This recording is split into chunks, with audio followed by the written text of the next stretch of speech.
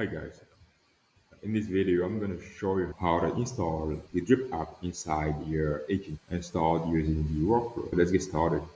At the level of the app marketplace, you search for the app Drip, click on it, you go ahead and install. You select a sub account, the particular sub account where you want it for it to be installed. Let's go for sub account 1. Continue, allow it to install, and then you automatically open this in your window in order to copy this custom menu link URL. Click on it, make sure it's copied, and then you switch back to the agency view. You go at the settings in order to create the custom menu link. Custom menu links here, new.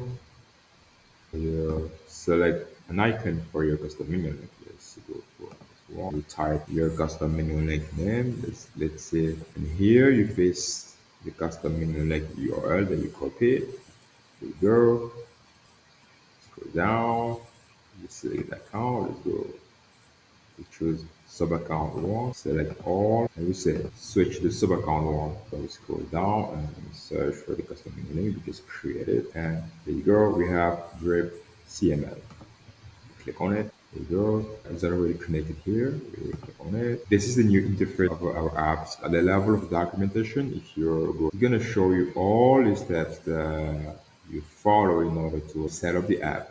At the level of tutorial, smart tutorial that's going to help you to connect the app to get all the credentials. You're here and you follow the steps. Here you have a video. At the level of setup, you can check the status of the app. Actually, if the app's not connected, you just have to come here at the start setup and then you connect the app. And the level of support, of course, if you're, let's say you have a bug, you can just come here and create it. You fill the form, describe the bug, and then you submit. And automatically you're going to receive an email notification letting you know that your ticket has been created and the team is working on it. You can also book a call with the support team. And finally, you have the change log. You're going to receive whenever the update we bring on all the apps that you guys installed.